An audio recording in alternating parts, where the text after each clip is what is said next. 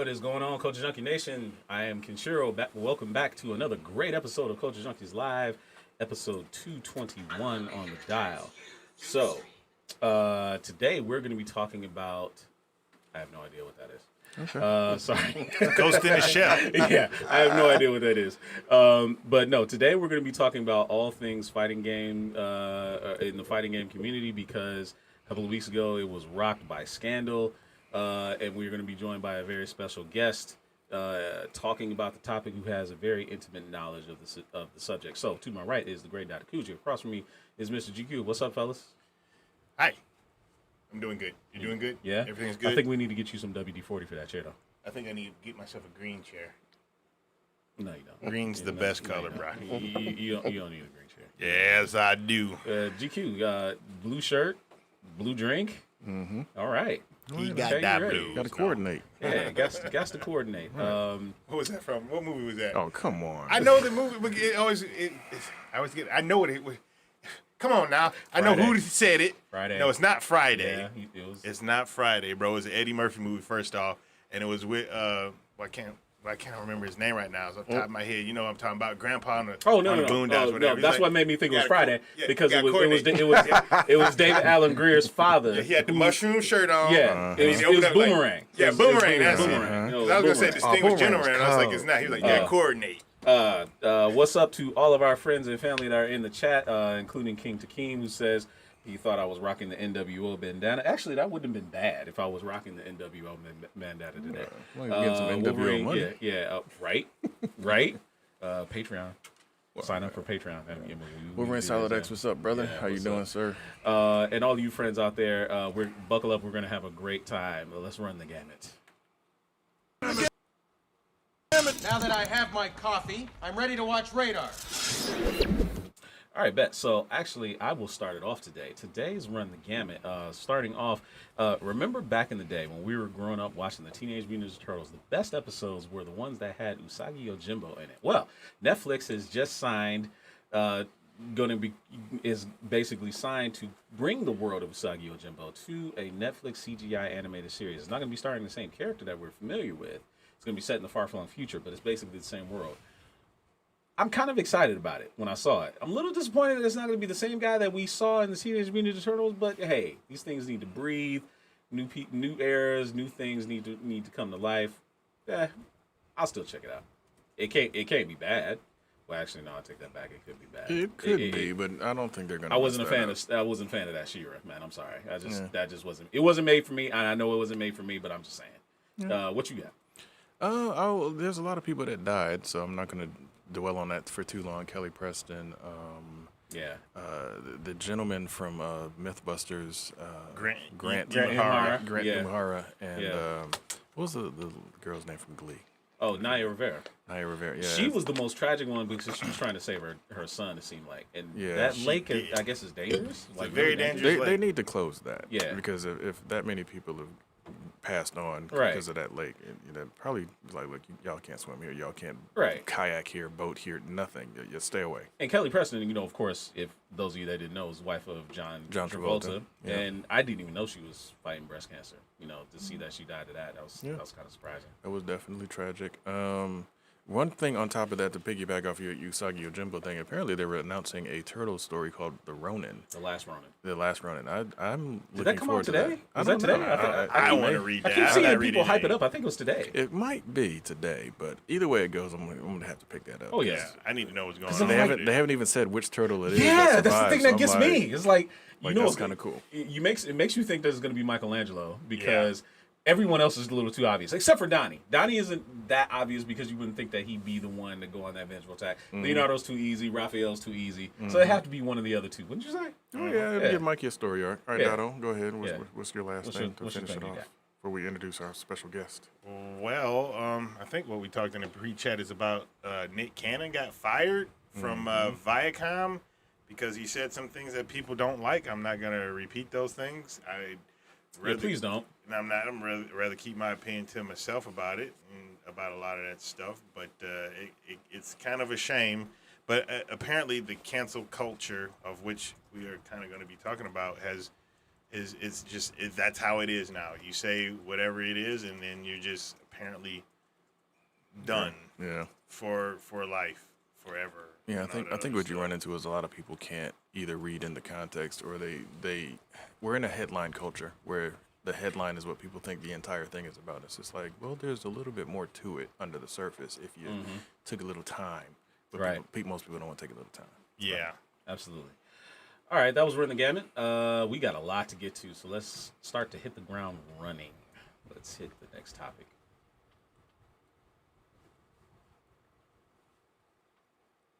And actually, that's right. We're not going to do a stinger. Forgot. My bad, producer. My bad, producer. I'm almost about to throw her under the bus. So, anyway, so without further ado, we're going to introduce our special in-studio guest, Uncle Caps, local fighting game community member. Local? This man is international and worldwide. What are you talking about local? You know what?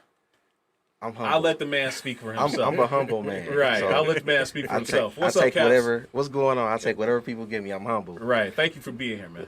Appreciate the offer. Yeah, no problem. Shout out to your friend Grand Finals Gaming, who's actually checking us out over on YouTube. He's in there. Oh, he's that's actually one of our. He's wearing the shirt. Yeah, PvP and Grand Finals Gaming. All right. Yeah, that's actually one of the sponsors. So yeah, okay. Nice. All right, that's bet. Okay, that's pretty dope. So tell the audience a little bit about you, a little bit of your background, and okay. Been around the scene for 10+ years. I'm an old man now. All the new kids call me Uncle Caps. That's actually a very distinguished name. I like that. Yeah, I've been playing fighting games a long time. Games what kept me out of trouble. That's what kept me off the streets. They pretty much saved my life. I could have been doing anything different. I could have done. I could have took a lot of different avenues in my life, but gaming is what kept me focused and kept me on the straight and narrow. Now, like we talked about earlier, I'm in that transition where I don't want to be a competitor anymore. I'm kind of like in that Mr. Miyagi stage where I just want to show all the new generation how to play, coach them, you know what I'm saying, show them the culture, and just, pass the torch and give back to keep kids in my community out of trouble and keep them from doing the wrong things. Yeah, because I'm sure you've seen a lot. Yeah, because a lot of kids don't know it's more to just, you don't have to just play ball or rap or sell drugs to make it out or make money or be somebody. It's what you like doing nowadays.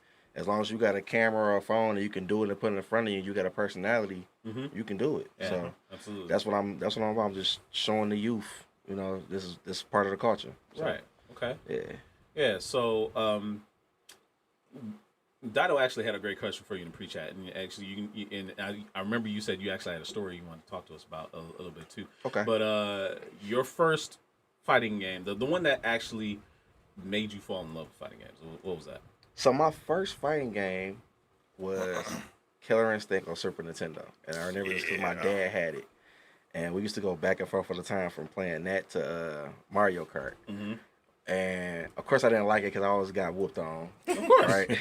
That's the only way you're gonna learn. But then when we got older, and I became more like have an understanding and knowledge of fighting games, Tekken was like the game. Like that's the one I love the most. And my mom and my auntie actually played Tekken.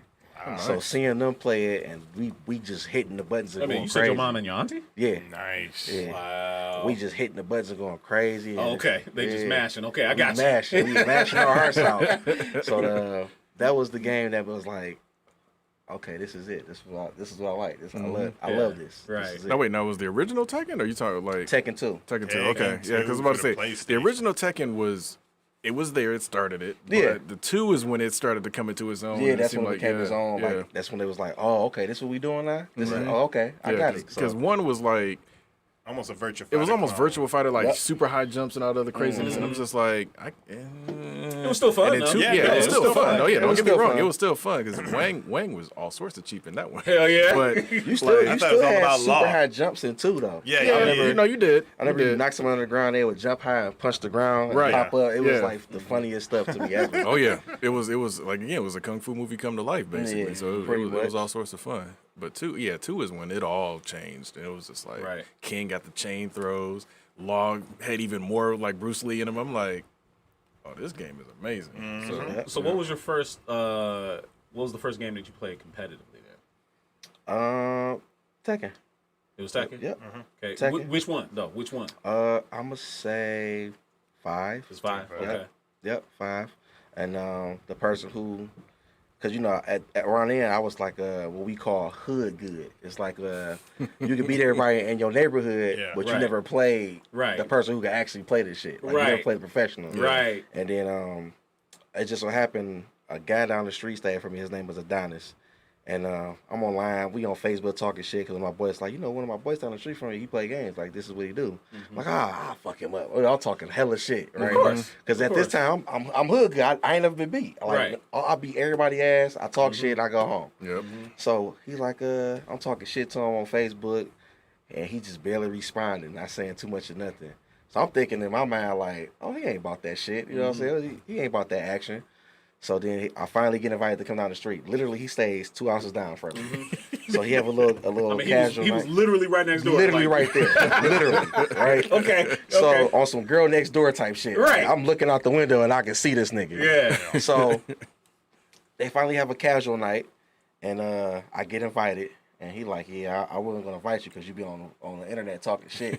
I don't really like niggas that talk shit, but you know they told me to let you come over, so I gotta bust your ass now. I'm like, all right, and I play this man, and then at that moment, I realized not only did I fuck up for talking this much shit, but I realized I didn't know a fucking thing about fighting games. Like everything I thought I knew, I didn't know. Right? I'm thinking doing 10 hits was like the ultimate shit. Right? I'm thinking that's what I'm thinking, and it's nothing like that. Like now it's like, damn, you do 10 hits, you a damn bum. Like, Yeah. So he pretty much seen my drive and my personality and my heart just to go get it, and he took me up under his wing, and you know he put forth that effort and showing me how to play fighting games, and then from there it just became second nature, and that's what I do. I give back. Somebody taught me, I teach somebody else. So And that's the other important thing about it. I think because again, it's like, I think I'm the oldest person in the room. I hate to say it. I mean, I am. But I think Black what it don't is. crack, man. You ain't that old. No, I understand. But I'm just like, with me coming up, it was like you said, hood good. You could play against everybody else. But I didn't have that other, people to find it. It's just Right. like, okay, well, who's way better than me that Right. could teach me like some of the stuff that I'm missing? Right. Because it just wasn't. It was a different time, Right. basically. So it's just like you said, Right. you found somebody that was able to show you, and then like you said, you're giving back and showing other younger cats that's coming Right. up. So I like that. Because of what you said about being hood good or basically being good in your community, that was him. Like me and him went to the same high school, right? We used to run the store across the street from our high school like a dojo. Okay. Like you would come in here and you'd have to beat the masters. He was number 1. okay, Really? Like, Yeah. Really? No, he was okay, number I'm one. just asking because I didn't grow up with you guys, and I met you guys when I was 17 years old. No, that's literally how I was run. But what I saw, Will was number 1. Well, no, but Will never used to come over to the store. Oh, okay. Yeah, Yeah, Will never used to come over to the store. Will, this guy would run shop on people. I was out in Vegas. I went to No, Will visit was him out in good. Vegas. Will was like ridiculous. broken joystick in arcade. He was still running shop on people, and I'm just like, and I always ask Will. I said, dude, why in the heck did you not try to go pro and try to do it? He's just like, I'm just like, bro, just come on. He But just like I like, said- he well, like Will- playing for fun. Yeah, Will was like Yeah. same grade as you. So like again, the opportunities weren't really there like that. I mean, it's like I said, internet, camera. It's like people can stream if you want to get your name out there now. Yeah. Right. Back then, it was like, okay, well, you better start traveling the country. Yeah, you really had to you know do what a I'm lot saying? of that And it's shit. like when you're still in high school, that's not an option. It's just Yeah. like it was nope. like some unspoken like community underground that if you didn't have a pass to or a lifeline to, you wasn't gonna know about it. Exactly, exactly. It was something though. Once he showed me that and showed me like the whole community as a whole, Just open your it- eyes. it's opened my eyes to Yeah. everything. So it was crazy, and then from there, I became who I am, which is Mr. All Caps or Uncle Caps, however you want to put it. Hey, that's cool. Nice. So basically, when you was talking shit on the internet, right? That's where the whole all caps thing came from, right? So I'm bet you, right? So- So yeah, so go into that yeah, story. not only I talk shit, I make sure you're gonna hear what I'm gonna say. And whenever I'm talking shit on any kind of social platform, I'm typing in all capital letters. He's that So good. it's like He's I'm literally the that same. dude, man. I'm the same nigga offline and online. So Right. there's no difference. So it's like you gonna hear me. You gonna hear me. So that's how I got the name. So you should see what's happening in the chat right now. Well, footwork's footwork's in there. here. checking out. Ninja Gekido. Yeah, Ninja Gekudo's there. Oh, Gekudo, I'm sorry. Yeah. And everybody's like all I was saying like trying to hook up is like, hey man, give me that gamer tag. I got that good. That's good. Yeah, that's great. That's what I That's like what the to see. community is about. Right, Yeah. exactly. Yeah. It's like it's like, hey, again, get together, play, learn something from each other. Exactly. That's what it's about. Every Exactly. time Footwork, we start it's talking funny about because footwork was the same way. Footwork was, and it's like we was talking earlier. It's funny how life is because, like I told somebody, I believe that even if you don't physically see somebody when you cross paths, and then at some point in life, it's meant for y'all to actually meet. Yeah. Feet's grandmother and my grandmother are RNs, and they've been nurses for like 40 plus years. wow.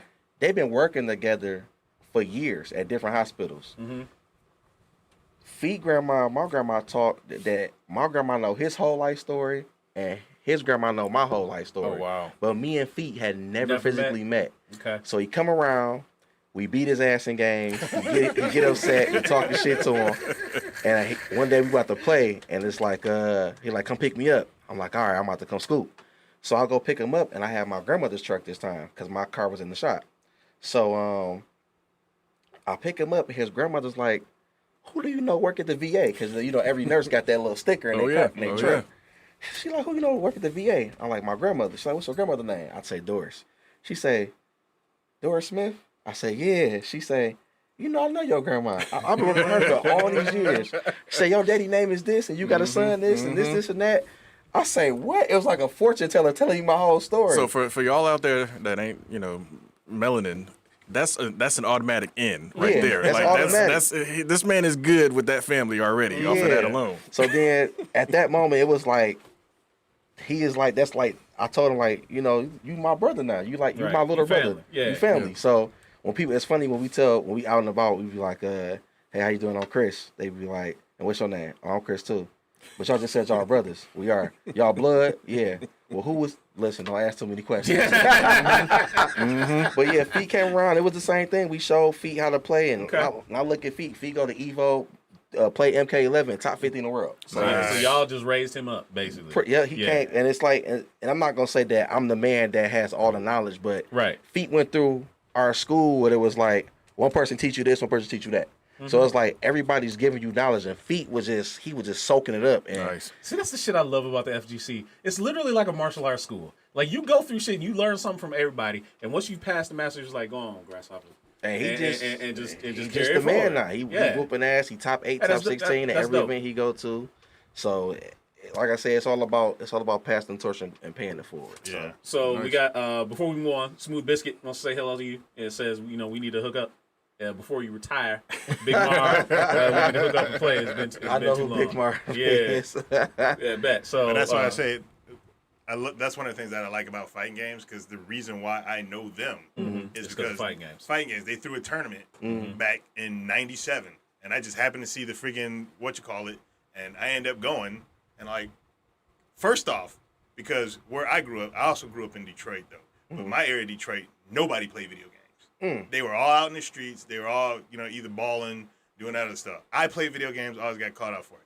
I had never met another black person that liked video games like I did. Yep. And I was just like like, anime. Or anime too, because they also ran anime club, and I'm just like, seriously? Like, like this You shit? dudes exist? It's like you exist? Yeah, seriously. Yeah. Like, are you kidding me? Yeah. So that's one of the things I love hearing stories like that, because Right. like it's like gaming bringing people together, fighting games bringing people together. Definitely. I love it, and that's why every time I see it, I say I want to get back into it. I just don't know how. Whenever you ready, Dude, Whenever you ready. I own all the freaking fighting games you guys I talking see. about. Every time I see you on Facebook, y'all post this new gym of today. Catch me later playing it. I'd be like, how many games this nigga got? He got, dude, got a come lot, see his dude. house, dude. I got a lot. He got a lot. Anyway, so we got a lot to get to. So first thing we're gonna get into is the cancellation of EVO 2020. It was gonna be online. Now it's not gonna be online. They completely canceled it. The CEO had to resign. Was forced to resign because he was accused of Assaulting a minor. Yeah. And just speaking on that's like one of the biggest scandals that hit the FGC in general in a while. Maybe even not even on this scale. I don't think there's ever been anything this big, especially considering how big EVO is. So when you heard that happen, What was your reaction to it, and what do you have to say about that? My reaction was kind of like, and it's gonna sound fucked up, but my reaction was kind of like, finally, like this little fucker's been caught. Because this is, for me, it's not news to me, because unlike a lot of other people in the FGC, I'm authentic. I'm myself. And I'm a believer in energy and vibe, and people feel that when you come in contact with me. So often, a lot of people come and tell me what's going on with them on a personal level. And it's not even that I ask about. It's not like something I'll be like, oh, hey, tell me about. No, we playing games, we playing tournament, we talk about tech, and then they'll put me to the side, and now they're just telling me personal stuff. So I've heard stories. I've seen screenshots. I've seen conversations about specific things and specific people. And it's kind of like, oh, okay. So when this came out, it wasn't news to me. It wasn't new to me. It was kind of like they be saying on Facebook with pictures, like, you know, new to you but old to me kind of thing. So I already knew about it, but when people come and tell you things in confidence, you know, I'm not going to take the information and spread it around, because I don't know if you're ready to let that story be told. You know what I'm saying? That's your story to tell. It's not mine. So I'm not going to be the one to come out and say, oh, well, hey, did you hear about such and such? No, I'm going to wait till you're ready to tell your story. And then once you tell your story, we go forth and do what we got to do at that point, which is kind of what we do when we do the On Blast show. So nothing that came out was surprising. It was just like, it's time. More like, it's time. Let's get them out of here. Let's clean this shit up, and let's get back to what we came here to do, which is come from different backgrounds, love each other, respect each other, and play games. Because that's what we came for. Everybody come from a different background. Like he said, you felt like you was the only black kid that played games for real. But then when you came in contact with these two, it was like damn, okay, these the homies for sure. So that's what it's all about. Everybody comes from a different culture, a different background, and we all come to play games. So I'm just ready to get back to playing the games and out the bullshit. And that was the first step. So like I said, for me, it was just like, okay, now we can start the process. All right, so EVO, with the reputation that it has, do you feel like this is gonna ruin them in a way? Because I think there's been a lot of negativity surrounding EVO for a while anyway. Like, a lot of people consider other tournaments like Combo Breaker to be much better than EVO, better run than EVO, and more authentic and true to what the fighting game community is supposed to be. So when you see things like this happen, what do you think is going to be the fallout for EVO for this? EVO is like, to me, it's going to be a shitty comparison, but for me, EVO is like Apple. It was like that first touchscreen phone. You know what I'm saying? Okay. If you didn't know about anything else gaming related, then you know about EVO, because EVO is the most pushed event. You know, even EVO is even on ESPN. You know what I'm saying? Yeah. So if you've never been to any other gaming event in your life, you're going to go to EVO, because that's the one that's publicly blasted. Exactly. I've seen celebrities at EVO. I've seen bloggers at EVO. But then you would never see them at any other event. You know what I'm saying? So that just tell you about how big EVO was. But once you get over the whole lure of EVO and you go a couple times, you realize, oh, this is a bullshit tournament. Because it's like, you can't really play and sit and kick it with your peoples and having fun, because EVO is just trying to be on board all the time, and it's like a steamroll event. And then they got to the point where now on Sunday, you want to watch finals, now you got to buy. So like Fallen Marvel says, I mean, EVO went Hollywood. Yeah, they did. Because now, like I said, Sundays, I think like the last 2 or 3 years, on Sundays, which is finals day, you got to purchase an extra ticket to go to the Dome to watch the finals. Oh, wow. Even after you've already paid basically for the whole... Yeah, you pay for your venue, you pay to enter the tournament, all that. And then to get a ticket to Sundays, it's like a separate $80 to $100 price. Wow. And it's like, what? It's like, wait, what the fuck? So I ain't gonna hold y'all up. I'm a nigga through and through. I'm from the hood, so Uncle Caps ain't pay no extra price. I told niggas, I said, hey nephew, when you go to the other side, grab other nephew ticket, come back with that one. Right. I'm gonna grab that one. I'm going back in. Right. So I ain't gonna hold y'all up. We did that all 3 years. Okay. Yeah. I ain't never paid to get in there. I Okay. wasn't gonna pay. Right. Cause that's to me that's you monopoly. You doing the monopoly thing. You Right. taking advantage of the situation. Exactly. Yeah. And especially when our hobby for gaming is already a very expensive hobby. Yeah. I mean, just to go to an event, you spending $300 or $400 for a room for the weekend. That is why you see when people travel, they travel in groups. We travel 4-5 people to a room, so we can split that. Now become, instead of spending $400 for a weekend, you spending $60-$80 a head for the weekend, which is a lot more manageable. So we already come out of our arm and a leg for our hobby, and now you want to squeeze it for more. So now it's like you squeezing this. The event ain't really that special. The best thing about going to EVO at this point is the fact that that's where everybody's going to be. So whether it's local talent or international talent, you're going to see everybody. You know what I'm saying? Okay. Like last year, I got to play Chanel and Tekken on stream, which is like one of the top Tekken players. You know, I made a whole joke about it. I'm talking shit to him. I'm looking at him. I'm all weird. Everybody loving this shit. You know. So besides just the whole thing about just EVO being EVO, there's nothing else to it. Combo Breaker is a way better event. You know what I'm saying? Final Round, way better event. Big E, who runs events on the East Coast, way better events. You know. And those are the ones I choose to support or put my time into more so than EVO. And that's just what it is. So going forward, I think EVO has a lot of ground to cover. Okay. I think it is going to have to be like a gain of trust back issue. So do you think it's too big to fail? They're going to have to get back to the roots of it being about the community and not about filling their pockets. A lot of people in the chat are actually saying, grassroots, support your locals because of things like this. Yeah. And bringing it back to the whole too big to fail thing. So because I don't necessarily think that ESPN or anybody else is going to pay attention to Combo Breaker and stuff like that. If another tournament was to supplant EVO as being the tournament to go to, which one do you think it would be? It'd be Combo Breaker as of right now. Why's that? Combo Breaker has every tour event.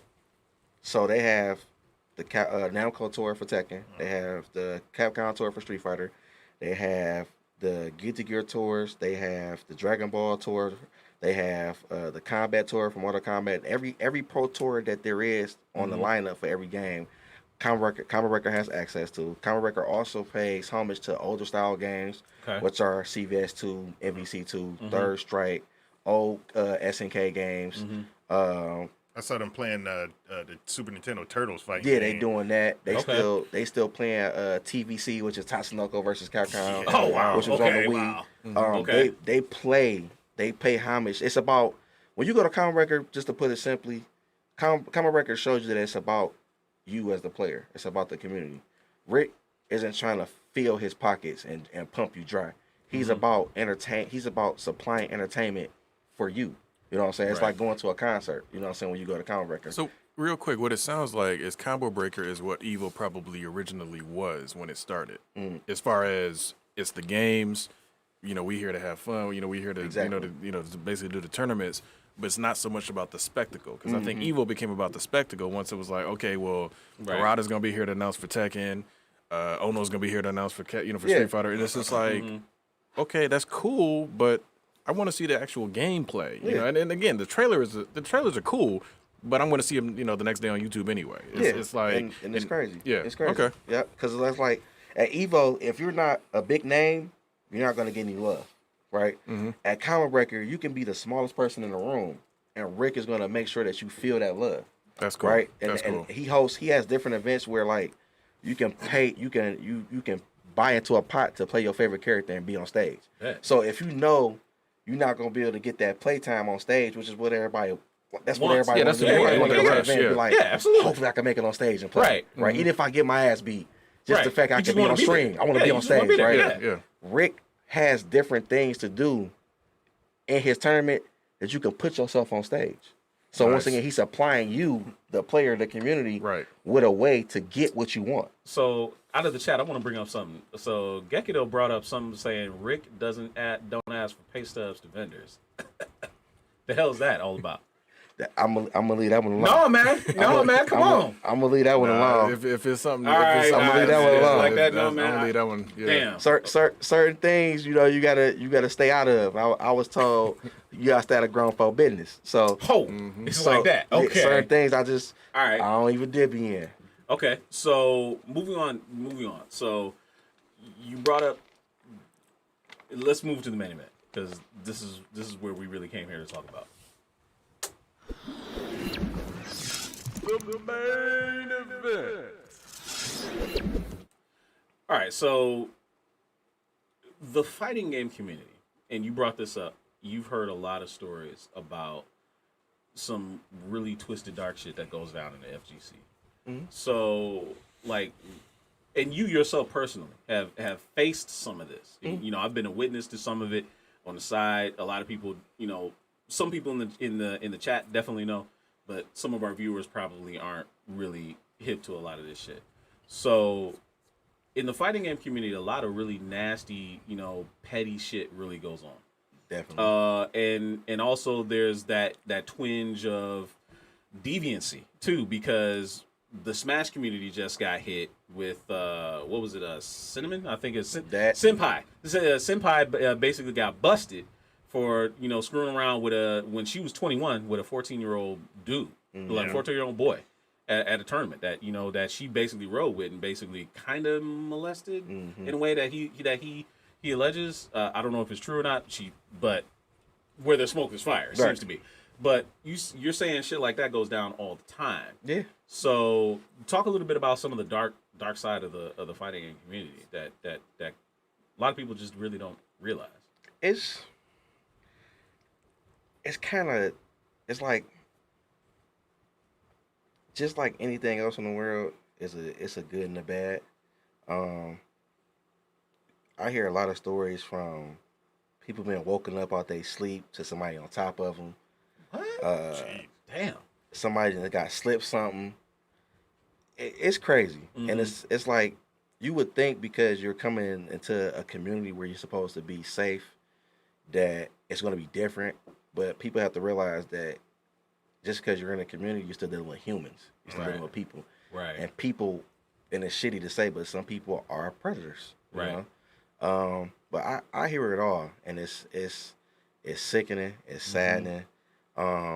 If it was up to me, I kick everybody's ass because I have a lot of females in my family, and I'm like the oldest in my generation, so I'm the protector. So I don't play that shit. And I've had females in my family who went through not only sexual harassment, but being raped and molested and all everything of that nature. So I've had to console and make sure it was okay. Not only they physical, but they mental. And when I hear these stories, it's just like it's crazy because it's like we supposed to be here to play games, right? And y'all coming here and doing everything else but that, right? And as much as I would like to tell stories, right? I want to put nobody on blast. Yeah, once again, it's like I said, I don't want to tell nobody's story, right? That they're not ready to tell you because it's not my place, right? No, and I totally feel that I would never want to put you in that position. Yeah, but basically, you could talk about a lot of this shit because I mean, honestly, let's be real.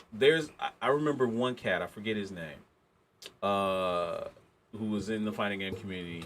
And I think it happens to a lot of people that get up on that stage. They get drunk on power or the notoriety, and then they see these. And I hate saying it like this, but a lot of young girls they fall into groupie mode, and they come around and they say, "Oh man, I really admire you. You were up on stage and all this other stuff." And those dudes, their predator mind just goes right. They go crazy. And they go crazy. Yep. Right. Yep.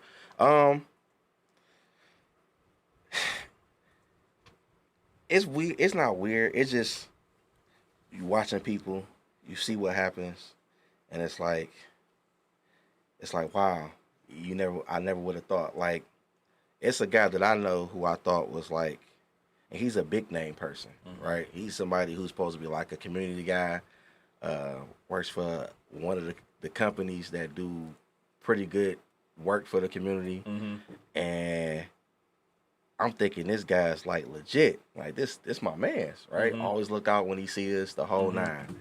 And long and behold, I get hit with a story, and it's like, nah, it can't be him. Right. You shitting me, right? Right.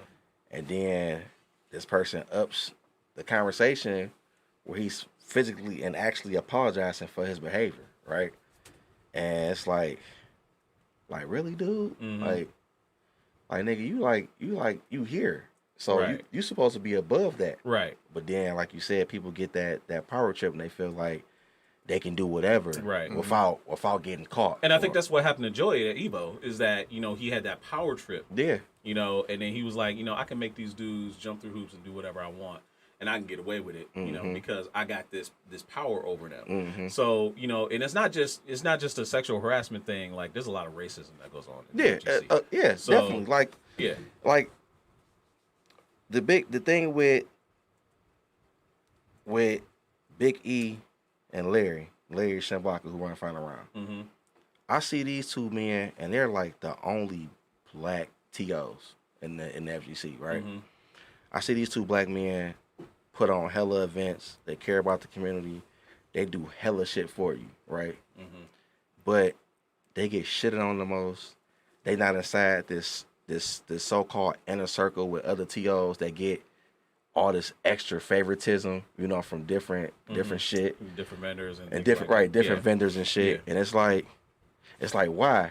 And then when I find out what's really going on, then I understand why, right? And it's fucked up. It become more and more fucked up. Then you realize how fucked up the pool of this shit really is. And it's just sad, and it's fucked up because whether people realize it or not, black people are what make up majority of the gaming community, right? When you go to an arcade, you see 90% of it is black, right? You probably see a white boy here and there, Right. you know what I'm saying? And I'm sure it depends on the location that you're in, but definitely around you know here. what? I Go wouldn't ahead. even No, say go that ahead. because Really? 14 Mile and Van Dyke Mm-hmm. is technically the suburbs in that area, right? Yep. That's Right. what, Sterling Heights or something like that? Yeah. It's just That's- outside. Yeah. That's the suburbs. Right. But when you go up there, you know, you don't see that many white people in there. You The, see a lot of black. the butterfly was almost Butterfly was almost 95% They're black. black, Yeah, right? absolutely. That's Easily. one of the Absolutely. arcades I grew Yeah. up in the most, Yeah. which was the Butterfly. And I go to different arcades, and it's like you don't really see that many white people go to arcades. That's true. You know, I mean, and that's just what it was when I was growing up. When I seen it, you didn't see it. Going You back might in catch my a few. memory, it's the same- You might same catch a thing, few, yeah. and if you did catch the few who was in there, most of their friends who they was with was black. Yeah. Right. It was just crazy. Like, we got a guy's named Mike. He's an OG Tekken player here, and everybody that he was cool with was niggas. They was black. He was the only white guy at the clique for real. So it's crazy. It's like it's kind of like you shoot your own cash cow in the foot when I, you know what I'm saying, so to Yeah. speak. So Right. So, what would you think it would take to, and I know this is probably like an impossible thing, to weed out some of that element in that some of that stuff that goes on? I think it's gonna be very hard to do, only because the FGC has come a long way. Because you gotta remember, not so long ago, we was in what we call the dark period, right? Which is when people was playing Third Strike, CVS 2, Marvel 2. And then back then, those games were so hard when it came to execution, reaction time, just doing simple combos was as hard as hell, right? You seen the same 2 or 3 people winning every tournament. So at the end of the day, it's like, Yeah. I don't wanna play this shit. Yeah. Right. Then The learning curve was too hard. Yeah. Right, the learning curve. Then Street Fighter 4 come out, and it's like, okay, it's a little easier. It's a little more, you know, I can kind of jump in, like you said, jump in and jump out a little bit. Yeah. You know what I'm saying? Then Marvel 3 come out, the same thing, a little more easy. You kind of jump in and jump out. Now you're not seeing the same 3 or 4 names winning. You see 20 to 30 different people winning different events, right? Now people streaming, now you doing this. So now the FGC is in the spotlight, and now we're getting money, we're getting recognized, we're getting sponsors and vendors, you're getting people that's making products only geared towards the gaming community, right? You have Razer come out, you got G Fuel, which is an energy drink, right? Right. So you got all these different companies coming out that's making money, and their products are only geared towards the gaming community. Right. I don't think the FGC is ready to weed out all the bullshit, because doing that will put us in that bad light where we have to go back into that dark times, because then you will see people pulling out from the FGC when it was already so hard for us to get to where we're at. Which is, to me, that's kind of unfortunate, because I view the fighting games as the granddaddy of esports. Right. You know, it really, when you think about it, that's what kind of started It esports was. in First-person shooters didn't have nothing. It didn't have. It went Doom. Right. Then, and they weren't playing competitively against each other. That didn't even really start until Quake, but by then, the fighting game community had already been off and running by then. So, but yeah, you know, and it's unfortunate that you say that, you know, we can't weed those things out to grow. So, do you feel like this is what keeps the fighting game community from being on the same level as, say, like, you know, you got Overwatch, Fortnite, and all this other kind of stuff? Yeah, because when you look at it, it's like you see stuff like Counter-Strike, you see Call of Duty, you see Overwatch, you see Apex, you see even Rocket League, which is a fucking game with RC toys and a ball. Right. And they getting paid. Yep. They getting paid. They getting paid $3,000 and $4,000 a month for salary.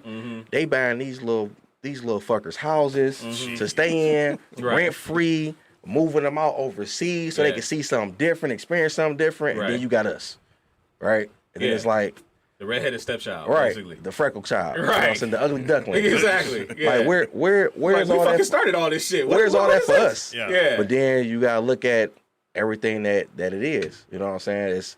It's just a lot. It's a lot. The history of the FGC is crazy, but it's good. And I think going back to that is what'll put us in a better position. But people have to realize and cater to what's going to get the masses to watch. Like Triforce, which is the leader of Empire Arcadia, which was a team in New York, right? They got they in the Guinness World Book for the most trophies won by a team in gaming, right? Triforce has said years ago when esports became a thing for the FGC, right? Because you had esports because you had MLG, right? But then once the FGC part became a part of esports, he said himself, he was like, you know, he called it the suits. He was like, the suits gonna come in and they gonna make it real dry and they gonna fuck it up. And then at first it was cool. Everybody got a team, right? You got this team, that team, this team, that team. But now you only see everybody team dropping off. That's true. Right? That's true. And it's like, why is that? Because you're not letting the FGC be its true, authentic self. Right? You're not letting it be hype. You're not letting it be raw. You're not letting it be aggressive, because that's what the arcade scene was. You know what I'm saying? You see people in the arcade, and which is what I am, right? You see me, I'm in the background talking shit, I'm screaming, I'm yelling, I'm going crazy. You see the veins popping out the side of my neck with what little neck I do have, right? I'm going crazy, right? And then when I talk to every owner of a team, because I'm cool with every owner of a team, right? I'm not going to say names, but I'm cool with if you have an esports team that is a part of the FGC, I'm cool with you, right? They love me. And they all say the same shit, which is, Caps, we love you. We love your energy. We love the vibe. We love how you get the crowd involved. When nobody's really watching this match and they hear you going crazy, everybody come over and start watching it, right? But then it's like, then they be like, we want you on the team, right? Even if it was just a community person or for you to stream for us. But it's like, we got to get you to tone down. And it's like, so you love me, but you can't sign me because you want me to tone down. So that doesn't even make any sense. That doesn't make sense. That's the thing is, they look for what they love you for is you. Right. It's not. Yeah. And I think that's one of the things you run into with anything related to sponsorship, and like you said, because like, okay, for example, Rocket League, Overwatch, what's the other one, Fortnite. Those are just on the surface. They're just, you know, they're kind of kid friendly. They're whatever. Like you said, fighting games has always been about the trash talk, the aggression, the attitude, but that's part of the hype. That's what makes fighting games the lure fun. of it. And yeah, exactly. And that's because, again, we all grew up in the arcades. We all, you know, had our points where you talk trash, or, you know, you knew that person that did talk trash and had to get either back it up or get beat or whatever. And it's just like, that was like you said, that was the fun of the fighting games. And I can't see that in Rocket League. I can't really see that in like an Overwatch or something like that. It's you know, it might be there. There might be an element. There might be some characters, but fighting games brings out that in people. One thing people hate to admit is that humans love controversy. Yeah. We love that. We love that shit. We eat that shit up. Gossip right? is so freaking powerful in all those freaking So TMZ and whatnot. when you seen the Street Fighter V League on TBS and shit, right? Right. Some people watched it. Yeah. But then the most talked about part of that is when you seen K-Brad and Whipcrone go at it. Yeah. And at the end, you see Whipcrone say, "Who gives a fuck?" Right. Right. That's the most talked about part about that whole thing. Wow. Right. Cause that was like, damn, they beefed out for real. Yeah. Right. They really got a whole rivalry going on. Yeah. At that point, nobody gave a fuck about whoever else was on that shit. We want to see K-Brad and Wolfcrone fight now. Yeah. We want to see them go at it. Cause they created a narrative. They created a story right then and there. When you're not allowing players to be themselves, everybody got to be suited up and booted up in, Nah, man. right? Right. With a collar on. Right. Right. Not you not letting nobody beat them and do them. Exactly. This is exactly why the WWE Attitude Era was so phenomenal, because Exactly. you let them be just wild, just completely Right. out of control. I used to love Stone Cold come down, kick a nigga in the nuts, Stone Cold. Toss me a Right. beer, nigga. Yeah, Go right. crazy. Yeah, They throw it in the stands. Exactly. Like, damn, I want to be that nigga. Right? Yeah. But then when you see somebody else come in, it's all regular shit. You like, Okay, this is Like, boring. this is boring. This is boring. hey, okay, You're right. bring Steve back, please. Right. This is Please. boring as hell, man. I can't watch this shit. Come on. So it's just they have to get to that place where they realize that it's nothing wrong with letting the controversy and the little mini beefs of gaming, not real beef, because I don't want nobody to misunderstand. We're not talking about real beef where I want to beat your ass physically. We talking about the gamer beef where, you know, you get heated, you mad, you get hyped because you done beat somebody ass in the game, or somebody who's been completely just torturing you and destroying you for years. That you get that one win and they can capture that hype of that one win, right? And you just going crazy, right? Because the person who trained us in Corn, when we finally got to a point where we could take a couple games off of them, oh, we talk hella shit. We talk hella shit, right? Then he talked some shit back, then he beat our ass him up. And But them you moments feed was each like other. them moments was like the best moments to us, right? And then the moments that in my mind play when I sit down, I'm like, you know what? I gotta torture this person. I'm thinking about all that other shit that got me here, and them hype moments, and and beating this person is gonna allow me to say and do pretty much whatever the fuck I want to say and do. Right. And you gotta take that shit because you lost. Yeah. I own you now, right? So we gotta get back to that to the pure culture of the FGC. Okay. And if they don't let us do that, then everything that's happening, even with EVO, what is going down, is going to be a trickle effect because nobody's going to watch the hype. You know what I'm saying? Nobody's going to watch two people just sitting there playing, hitting Right. Some sticks. random dudes. Yeah. You know what I'm saying? You sitting over there, I'm sitting over here, and we just playing. Then we get up, Right. shake hands, get up, and it's like Right. what's the? Do you think, well, like you said, with EVO potentially having to step aside more or less, you know, especially because of what happened, do you think Combo Breaker has that chance to come in and be that tournament to get back to, you know, the way it needs Yeah. to be, essentially? Yeah, it has to be a point with the whole COVID-19 thing. A lot of TOs lost money, you know, with events, right? So at this point, it has to be a situation where the community itself has to rise up and show I was just that gonna this say is that. what they want, right? Yeah. They have to show that this is you want what you love to sustain. Right. And if they don't show that, then everything is going to fall off. We're going to go back into that dark area, and it's no ands if or buts about that. You know, nobody has infinite money, right? Nobody can just pour thousands and thousands and thousands of dollars into something, and then because of some unfortunate shit, you don't get your money back, you lose money, right? Right. So unless the community itself helps to sustain it, it's gonna go right back to what it was. And Combo Breaker can be that event. Me and Rick talk all the time. That's like I said, that's the homie. We talk about everything from, you know, he got a kid now. We talk about, I asked him how fatherhood doing. He asked me how my family doing. We talk, we shoot the shit. We talk about real life shit. And I tell him, like, you know, at the end of the conversation, like, you know, Combo Breaker could be that one. You know what I'm saying? What you want to do? How you trying to do it? And I offer that conversation to him, and showing him that I'm here to support whatever it is you want to do going forward because I believe in this event. Right. You know, and it just has to be the same thing moving forward when it comes from everybody in the community. Right. So if the community wanted to stay, it'll stay. If the community just sits around and think it's gonna be given to them like it's been the last couple years with Yeah. sponsors and everybody think it's free money. Ain't gonna be like that. Oh man, thank you, man. Appreciate that. So, we're actually going to turn it over to you guys out there in the chat. The power is yours. You get to ask Caps and us whatever you want to say, and we will answer to the best of our ability. The power is yours. You know, before we I'm gonna let them say whatever they want to say, and we'll get to it. But because you bring up a good point.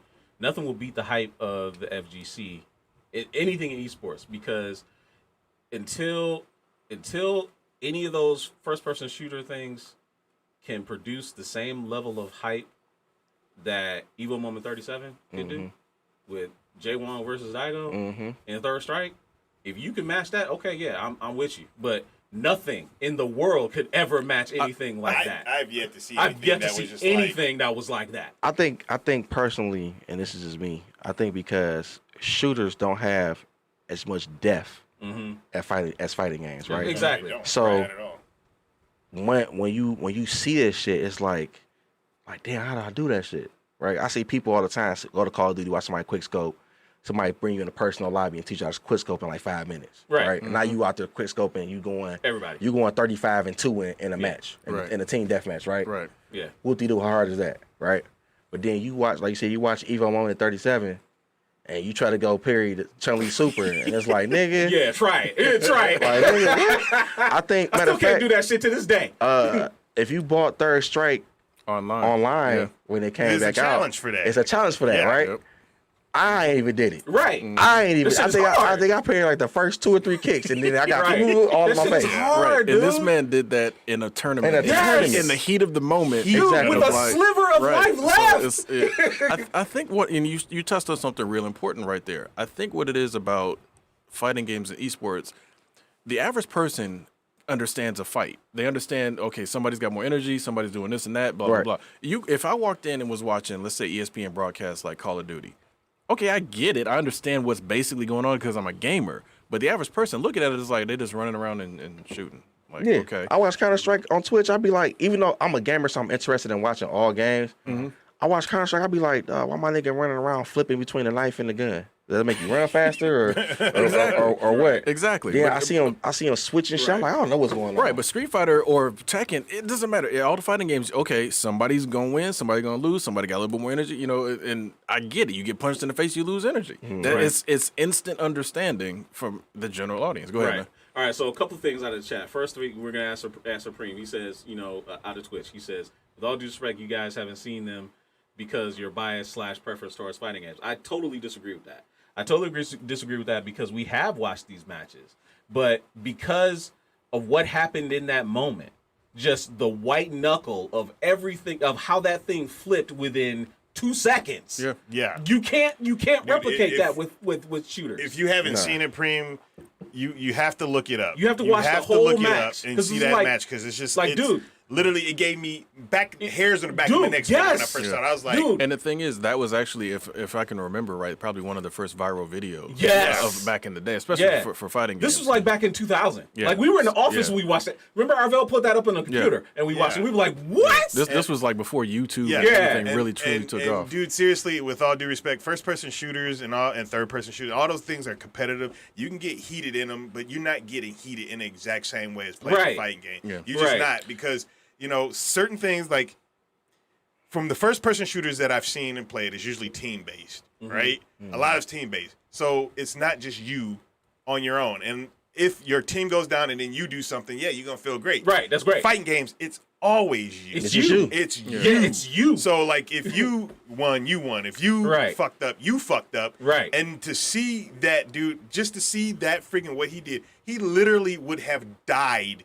One mistake. One mistake, and it was, Right. over, It was And over. he pulled out skills. The most out of impossible his thing ass. ever. Like It was crazy because as a fighting game player, right? So, real quick, follow. I mean, King Takeem wants us to find it, put it in the was the YouTube match chat. again? Yeah, what was the match? So find it and put it in the Daigo YouTube versus chat. Yeah, Chun-Li. Daigo Yeah, I versus. get it. What's yeah. crazy about that match is not only did he parry it, but when you do shit like that on the fly, a lot of people forget their combo. Right. Right? Like you would do something on Tekken when it's like you might it's last round, last hit, and you a low parry and not even thinking that's what you was gonna do. Right. And then instead of hitting, you just froze. Yep. Dude. He didn't freeze in that moment. He actually did it. Yes. He did a whole actual combo that killed, and it was like.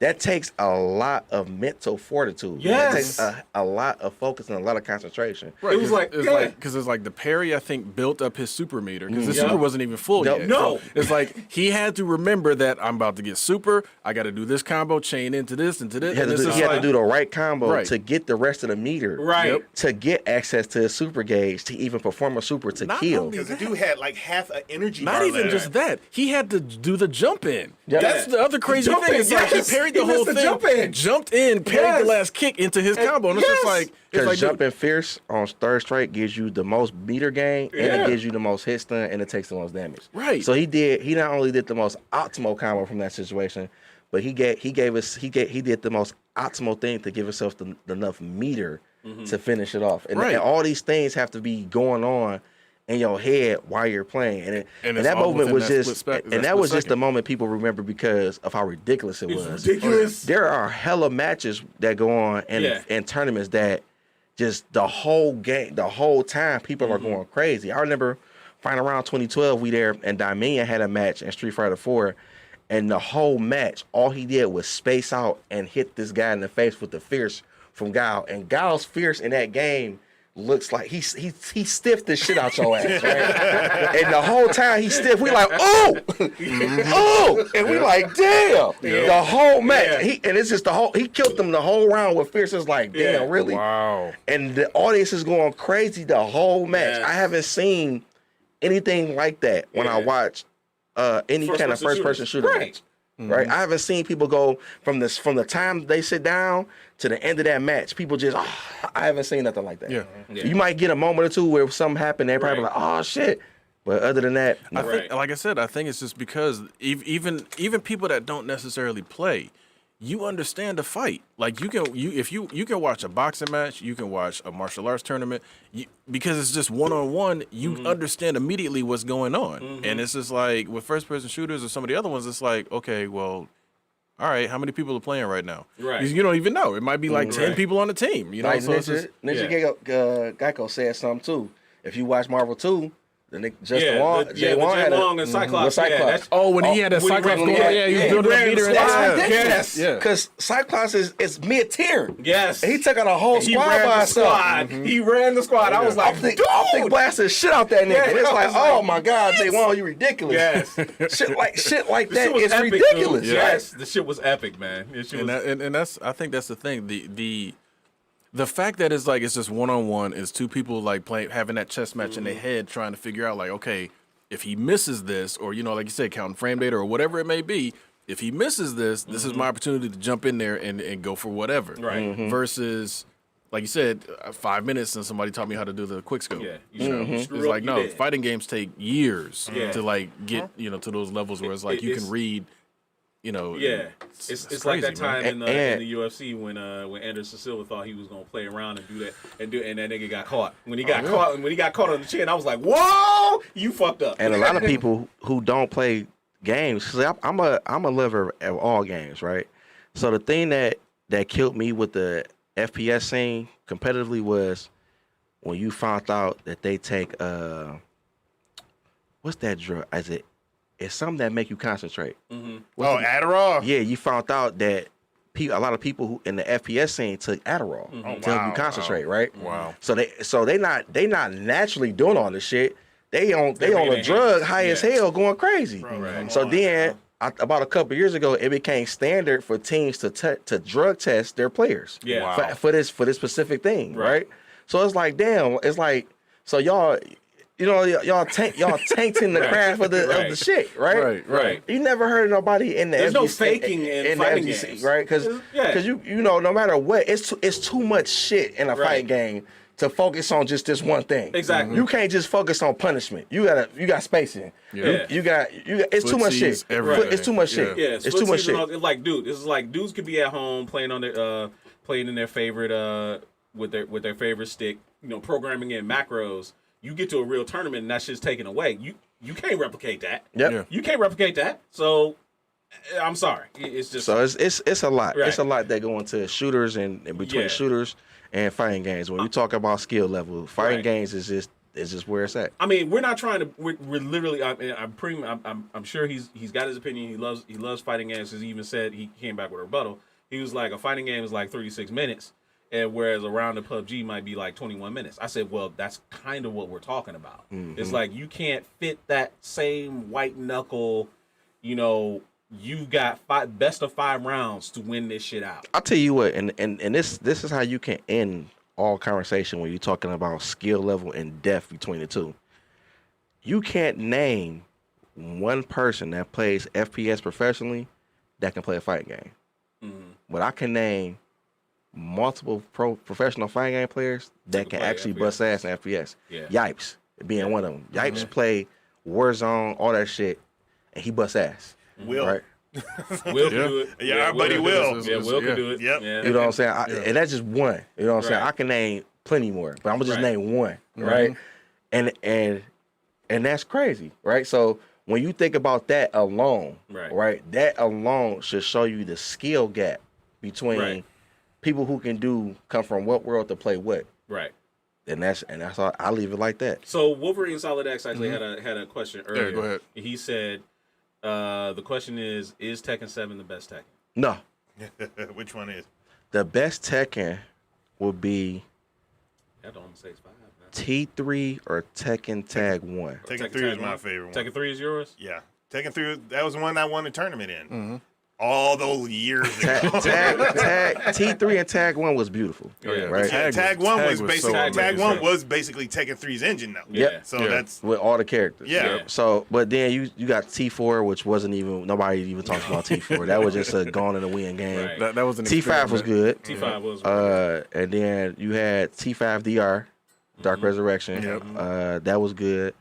And then it was like 6 was like, Vanilla 6 was good. Vanilla 6 is before they added Lars and Alyssa, right? Before it was T6 BR, Blood Rebellion. Vanilla T6 was actually good. Then they did some changes, and then Blood Rebellion was what they named it in the arcade when they added Lars and Alyssa. Right. And then when it came to console, it was just Tekken 6, right? Right. So a lot of people don't know that the T6 that you have in console is actually T6 BR, Blood Rebellion, Right. It's a whole different version from the original. Even with Tekken 7, they did that because it came out all those years back in Japan. Yep. And then Tekken 7 that we got was like the actual upgraded one. Yep. It's just like, okay. Because they even changed, like, my character is Josie in T7. Her super or rage art and the vanilla version of the game is completely different from when it actually came out.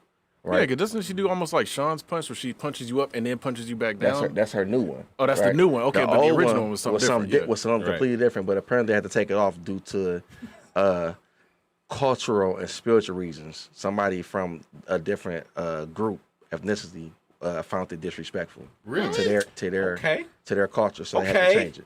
A lot of games was like that. Well, I know Josie is Filipino. Yeah, a lot of games but was like that. If you wonder what in happened. Tag 2, the DLC stage they added from Saudi Arabia when Yeah. you're on like an elevator and it's Yeah. gold and it's going up, Yeah. it was markings on the ground, and I guess the wording was from their culture and they didn't like it. So they contacted the developer and it was like And they a took quick it out. patch, a hot fix, Yeah. and they took it off the ground. Oh, yeah, They 'cause did they that did- with Kakoto Chojin. for Kokoto that. Chojin, Yeah, they did the that. same they thing. actually pulled the game from themselves. I Yeah. actually have that game. I got one sealed. Do you? Yes. How much you want for it? I got one. You know what's funny about that? So I remember when it came my cousin got the Xbox, the original, right? Yeah. And it was on the demo disc, and we played that shit like crack, right? And we going crazy because I remember when it came out, it was only Shadow, the Cat Bitch, and the fake ass Bruce Lee, Reggie, right? Yeah. And them the only 3 characters you could play, and we on that shit going crazy, and we're like, we can't wait till this shit come out. And then it never came out. And then I got older, and I went to Northland, and KB Toys they had one in Northland, right? And I bought it right then and there. I'm like, how did you get this? I never found it. And then he told me what happened. I thought he was bullshit. And I looked it up. They actually pulled that game from shelves because of that stage and that character, the black character. Yep. They pulled the game. Yep. They pulled it right off. Because even Street Fighter, when they brought back Bison's classic stage, they had a chant. I think it was an Arabic chant or something at the beginning of it, and they had to patch They that patched out. it and pull it out. basically.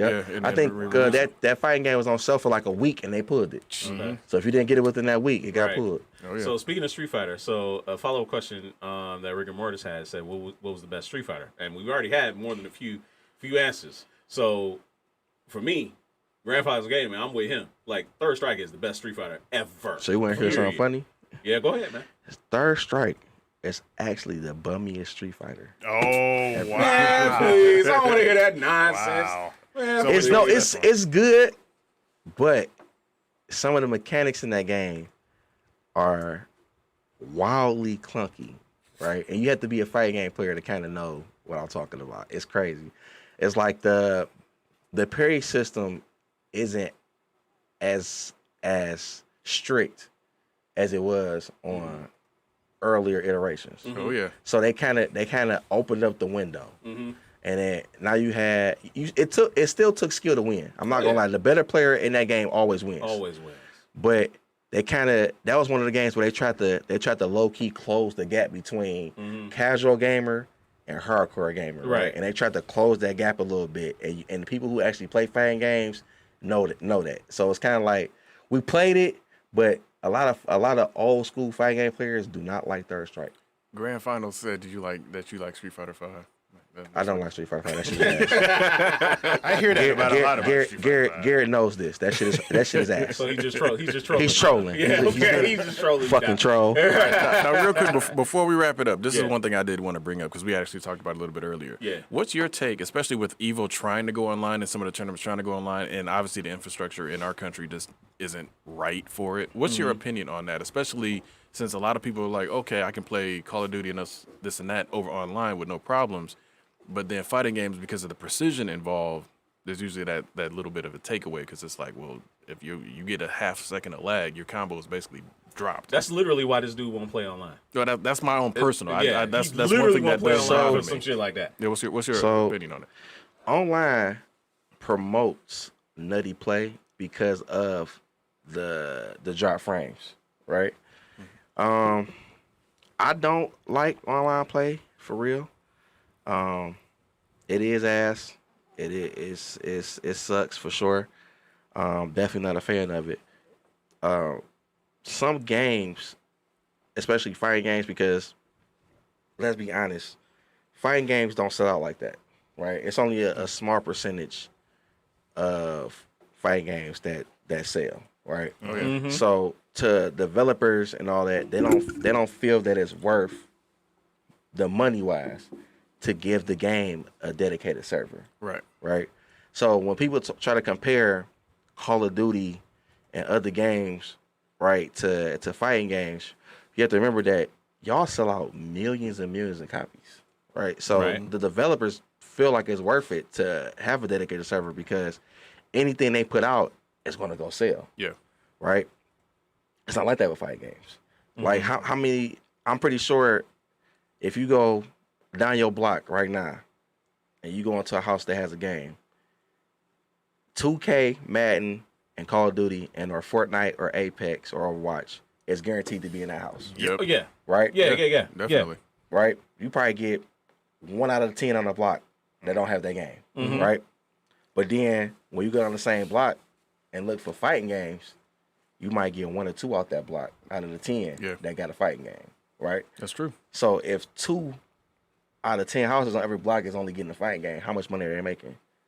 Especially when it comes down to putting out DLC. Yeah. You know what I'm saying? They have to pay people to make DLC. They have to pay people, engineers and technicians to do all that patching and fixing and all that. Then you got to pay the company to push it and put it out there on the server. It takes money to do all that, Oh yeah. right? Definitely. So now you're cutting into my profit, right? And it don't make sense. Yeah. So fuck it. I know dedicated server. Play what you have, and there you go. And then we left with a shitty experience, right? And that's just what it is. So And it's a self-repeating prophecy because it's like, okay, if you don't ever give us better online play, well, why am I gonna buy your next fighting game or whatever? Or some people, they die hard. They buy them anyway. right, like I'm a diehard. So I'm gonna buy the next version Right. anyway. But as far as the online, it's like, well, Ain't no point in putting no money into it online because, like you said, we ain't selling enough copies to make it worth our while. Exactly. And then, of course, the consumer's mad because it's like, well, damn, I can't play it online. So, no, I got you. That makes 100%. That makes a lot of sense. You know, and that's a good follow-up question. So, do you feel that the market is shrinking for fighting games? No, I think it's actually oversaturated. You think it's oversaturated? It kind of feels that way a little bit because, like, you know me, I kind of buy almost everything that comes out, unfortunately, and like, and doesn't play none of them. It's he'll get to him. He'll get to him eventually. Gosh, Go ahead, man. Go ahead. But like, one of the things that when I might complain about trying to get into fighting games, because back then you knew what you wanted to you knew what you wanted to tackle, right? Mm-hmm. And now I feel like I don't know what I want to tackle. You got Street Fighter 5, which everybody says not good. You know, you got Tekken 7. You got Dragon Ball, which I would have loved to come out back when I was deep in the fight games. We'd have been all about it. You know, you MK11. got Guilty Gear. Yep, MK11. Yeah, yep. Mortal Kombat, which I played through 10, just the story mode. I haven't touched 11 yet. Guilty Gear, Yeah, Marvel you got Guilty Gear, Infinite, the Marvel, you know, what you call it, even though I hear Infinite. that's DOA. garbage. You got Dead or Alive. People you play got, Dead or Alive. You got Dead or Yeah, Alive. People play that. You got Grand Blue. Grand Blue. And what's that other Grand one Blue that just Fantasy. came out? Fighting Lair. That came Fighting out Lair, a while EX. ago. EX Fighting Yeah, Lair. yeah, You EX got Fighting, Blaze Blue. You Yeah, got Blaze Blaze Blue. Blue. Cross Tag. You got Yeah. Under Night. You got Under Night. You know, so You know what? There's so many of You're them. right. So King you- of Fighters is still floating around too. Yeah, Yeah, and then exactly. King of Fighters.